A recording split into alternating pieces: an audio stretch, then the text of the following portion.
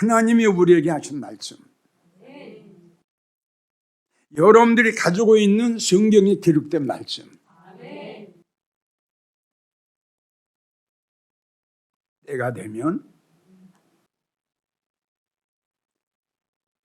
하나님의 생각하시고 계획해 놓으셨던 뜻이 되면 됩니다. 지금 과학 만능 시대라 해서 사람들이 달나라를 여행을 갔다 와요. 우주 정거장도 만든답니다. 최고로 과학 만능 시대에 우리는 살고 있어요. 우리가 여기서 알아야 될 것은 이 세상의 모든 것들은 세상의 학문, 세상의 지혜,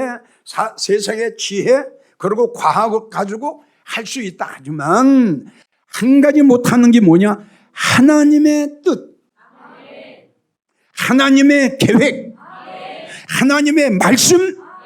아무리 사람들의 인간의 지혜가 하늘 끝까지 올라간다 할지라도 하나님의 말씀만큼은 거역할 수가 없어요. 믿으세요.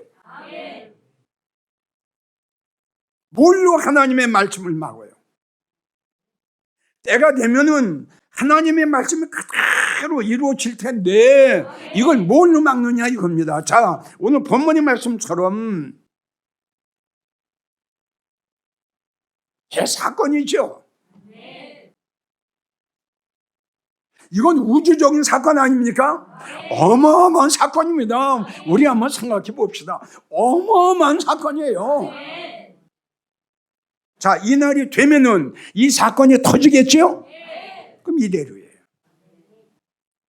여러분들이 봉독한 이대로 되는 거예요, 이제. 근데 이게 안 믿어지는 거예요. 이거는 이 마태복음 25장의 말씀은 예수 믿고 천국 갑니다 하는 성도에게 해당되는 말씀은 아니에요. 1절을 보세요. 열 처녀가 신랑 예수님을 기다리나 이렇게 나와요. 이게 바로 우리가 말하는 들림의 소망을 가지고 살아갔던 성도들에게 하신 말씀이에요.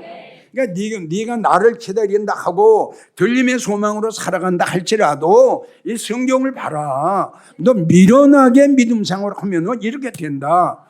이걸 우리에게 하신 말씀, 우리에게. 우리가 이 말씀을 믿죠? 이 말씀을 확신하죠? 근데 이 말씀의 루트입니다, 루트.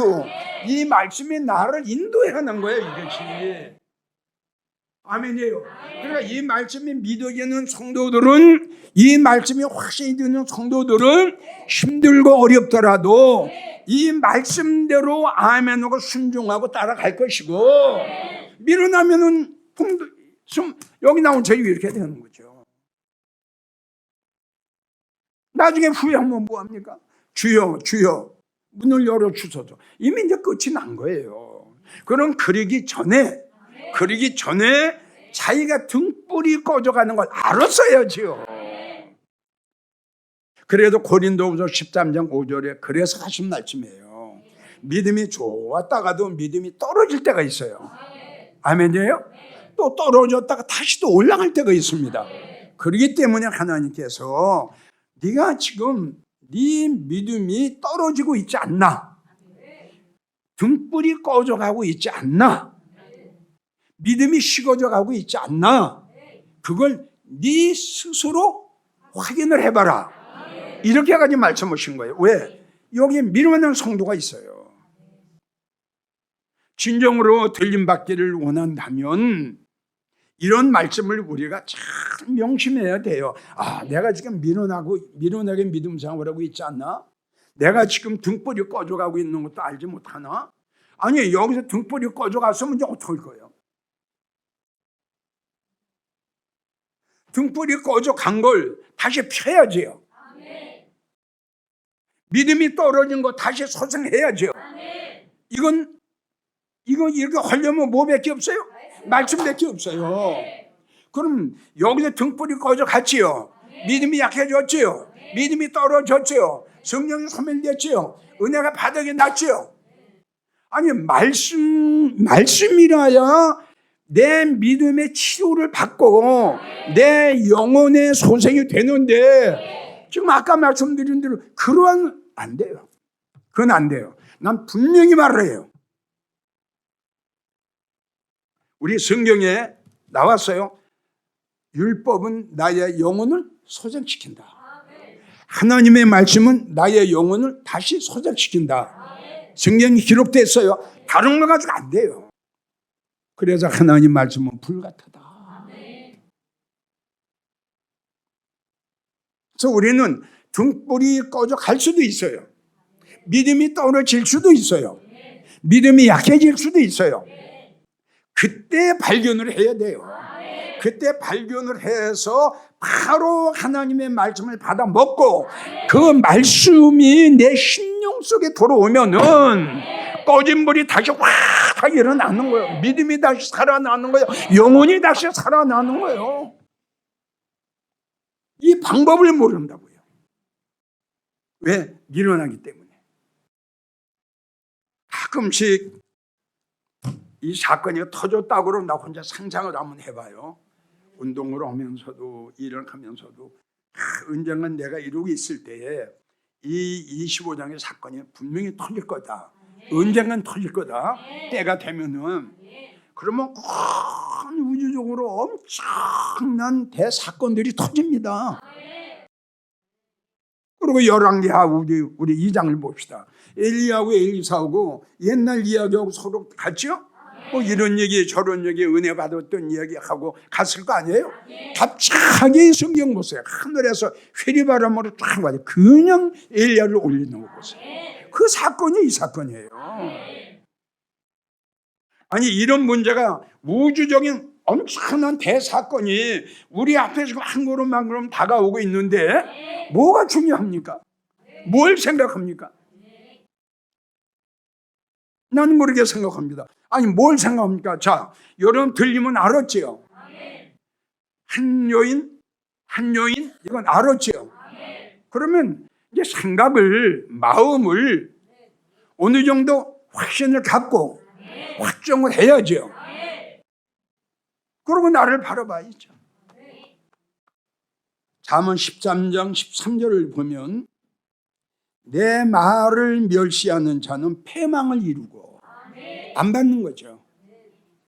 그 말씀을 안 받아요. 내 말을 두려워하는 자는 구원을 얻게 될 것이다. 받는 거죠. 누가복음 17장 32절 우리 예수님 말씀하시기를 노새철을 생각하라. 고집이 셌어요. 하나님 말씀 받아들이지 않았어요. 거절했어요. 멸시했어요. 농담으로 여겼어요. 설마 그렇게 되겠나? 나도 그러간 내 나름대로 믿음생활을 해오고 내 나름대로 교회에서 충성하고 봉사했는데 하나님이 설마 나를 그렇게 하시겠나? 이게 설마예요. 나도 교회 나와서 충성하고 봉사했는데 예수님 오실 때 나 버리시겠나? 이 설마. 노새철을 생각해라. 여러분, 노새철은 하나님의 사랑을 받은 여인이에요. 이걸 아셔야 돼요. 하나님이 그에게 인애를 베푸셨어요. 사랑하셨어요. 근데 이 여인이 그걸 받지 않는 거예요. 하나님의 사랑을, 하나님의 뜨거운 사랑을, 뜨거운 인애를 받지 않은 거예요. 무시해버린 거예요. 설마 내가 죽겠냐? 자, 미련한 성도는 제일 첫째, 자기의 영적 상태를 모릅니다. 믿음 생활하면서 등불이 꺼져 가는 것도 모르고 자기의 영적 상태를 지금 모르고 믿음 생활을 하고 있어요. 아주 심각해요. 믿음 상태가. 이걸 지금 모르고 있어요. 다시 말하지만 본문의 말씀 등불이 다 꺼졌어요. 전에도 여러분들에게 강조를 했지만 등불이 꺼져간다는 것은 몇 가지로 표현할 수가 있는데 그중에 첫째가 성령입니다.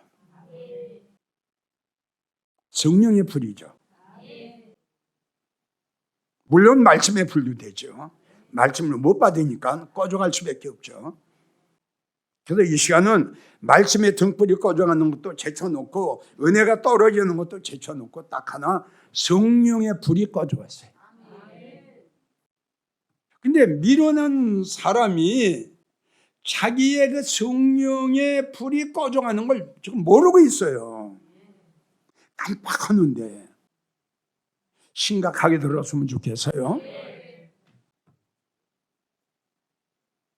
이때에 내 믿음이 지금 떨어져 나구나. 내가 성령이 지금 깜빡깜빡 성령이 지금 소멸되기 직전이구나. 이걸 알면은 전에도 그러면 이 가능성이 있어요.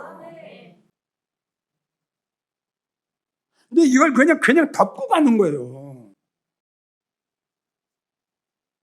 여러분이 등불이 꺼져가면 이 등불을 꺼지지 않게 다시 기름을 부어야죠. 그렇죠? 등불이 꺼져가는 거 왜 꺼져가요? 기름이 없어요. 그러니까 지금 말하면 말씀이 없는 거예요. 그래서 누가복음 20장 22절을 보면 주님께서 숨을 내쉬며 성령 받아라. 우리가 너무 잘 아는 성령은 하나님의 성령입니다. 그러니까 우리가 믿음 생활하는 과정 속에 절대적으로 필요한 것이 성령님인데 그렇기 때문에 예수님께서 성령 받으라고 말씀하신 거예요. 그러니까 예수님 자신도 성령 충만히 받으셨고 성령 소멸됐는데 어떻게 믿음 생활을 할 겁니까? 그래서 살전 5장 19절 성령 소멸하지 마라. 여러분들에게 이야기를 했죠. 성령을 받아야 할 이유는 뭐야? 성령은 우리의 마음을 감동시키고 감화시키고 깨닫게 하고 회개시키고 감사하게 하고 그렇죠? 근데 이게 올수답이 된 거예요. 그러니까 이제 내 마음대로 해요. 성령이 소멸됐기 때문에 성령이 타치를 안 해요. 근데 성령님이 내 안에 계시면 내가 생각을 하죠? 나 이렇게 해야지. 그러면 성령님이 아니야. 그분이 이걸 막아주시는 거예요. 근데 이게 막아주는 분이 아니시는 거예요. 이게 등불이 꺼져간 거예요. 이게 성령 소멸된 거예요. 그리고 부탁이 누가복음 22장 32절 너의 믿음이 떨어지지 않기를 내가 기도한다. 그러니까 성령 소멸하지 마라. 믿음 떨어지지 마라. 그리고 성령 받아라. 누구든지 한 번쯤은 우리가 등불이 꺼져갈 때가 있어요. 또 믿음이 떨어질 때가 있어요. 또 시험될 때도 있죠. 이건 다요. 목사를 비롯해서 다 은정은 한 번씩은 한 번이 아니라 그 성도의 생활과 환경에 따라서 수시로 믿음이 떨어지고 수시로 성령이 소멸될 때가 있어요. 근데 여러분들이 강조하고 또 강조하고 또 강조하는 건 성령 소멸됐구나. 다 같이 따라서 성령 소멸됐구나. 믿음이 떨어져 가는구나. 등불이 꺼져 가는구나. 이걸 마음속 깊이 깨달아야 된다 이거죠. 근데 오늘 본문의 말씀을 보면 미련한 처녀는 이걸 깨닫지 못했잖아요. 이걸 이 시간 여러분들에게 강조하는 거라니까요. 두 번째, 성령이 소멸되면 내가 어려운 일을 당했을 때에 도움을 받지 못해요. 로마서 8장 26절을 보면 이와 같이 성령도 우리 연약함을 도우시나니 할렐루야. 예, 우리의 연약함을 도우시나니 우리가 빌 바를 알지 못하나 오직 성령이 말할 수 없는 탄식으로 나를 위하여 간구하시는 거예요. 이렇게 귀한 성령님을 쫓아버리고 이 귀한 성령님을 잃어버렸으니 그러면서도 깨닫지 못하니 그러나 바로 이렇게 되면 사대교회 성도요. 사는 것 같은데 죽었어요. 믿음 생활을 해도 사는 것 같지만 죽었어요. 많아요. 죽은 자들 많아요. 성령님의 도우심이 없이는 우리는 믿음 안에 성공하기가 힘듭니다. 이 시간 내가 성령이 소멸됐는지 한번 확인해 보시기 바라고, 두 번째, 미루는 자의 특징은 뭐냐 그러면 훈계를 싫어해요. 지난번 시간에도 여러분들에게 얘기를 했지만 아주 싫어요. 안 받아요. 이걸 막 거절을 하는 거예요. 막.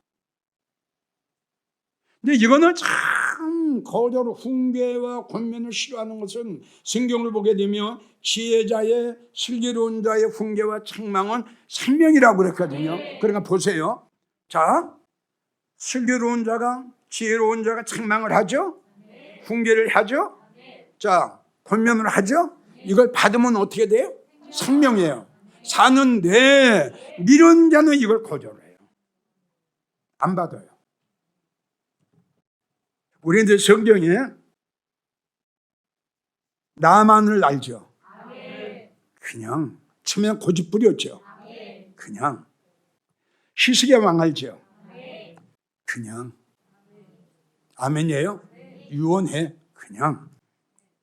반면에 아나니와 삽비를 봅시다. 자, 돌이킬 수 있는 기회가 있었어요, 없었어요? 돌이킬 수 있는 기회가 있었어요, 없었어요? 있었어요. 그리고 가르쳐 줬어요. 성령 속이지 말고, 성령 거역하지 말고, 거짓말하지 말라고, 그렇게 하면 어떻게 된다고 가르쳐 줬어요. 안 들어요.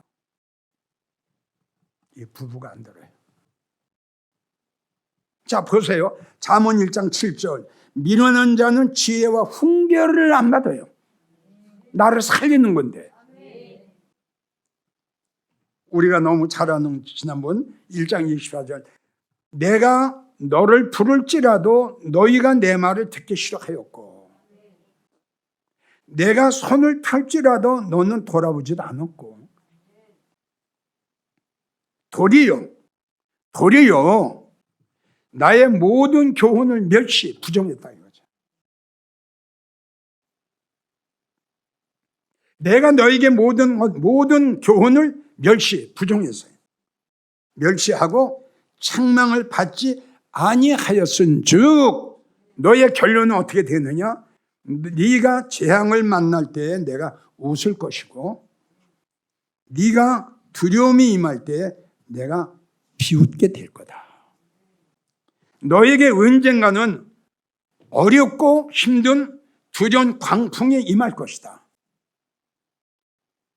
너에게 재앙이 폭풍같이 임하겠고, 너에게 근심과 슬픔이 언젠가는 임하리니, 그때 너희가 나를 부를지라도, 이제 그때 깨달았어요. 내가 대답지 않는다. 그 이유는 내가 너희에게 최선을 다했고, 아멘이에요? 그러므로 어리석고 미련한 자는 자기를 멸망시킨다. 자기가 자기를 죽게 하는 거예요. 그게 노세처예요.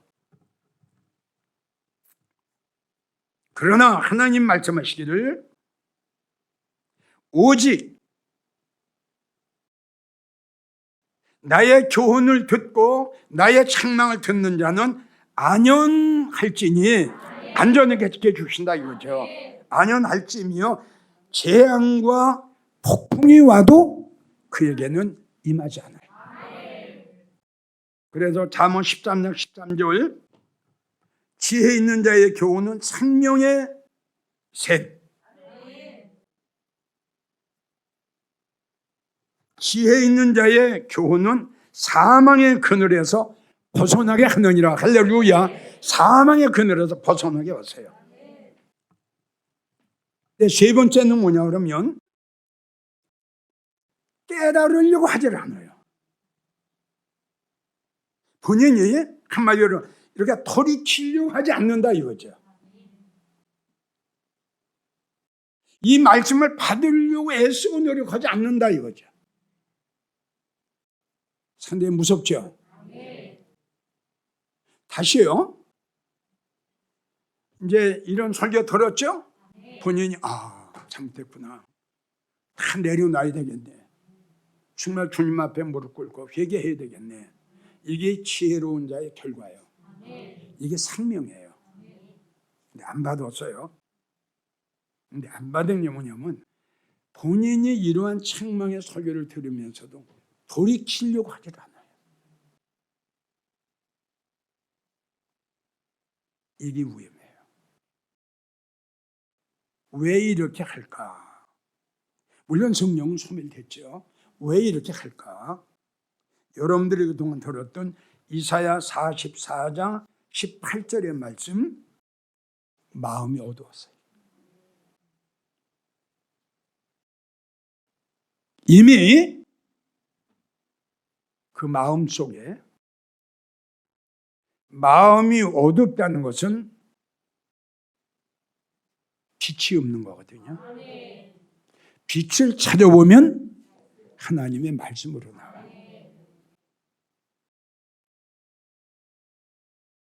하나님, 여기서 좋은 걸 먹었는데 마음이 어두워질 수가 없지요? 마태복음을 봐라. 말씀을 받은 즉시 누군가는 와서 뺏어가요. 말씀을 받고 말씀을 들은 즉시 어떤 어둠이 와서 그거 뺏어가.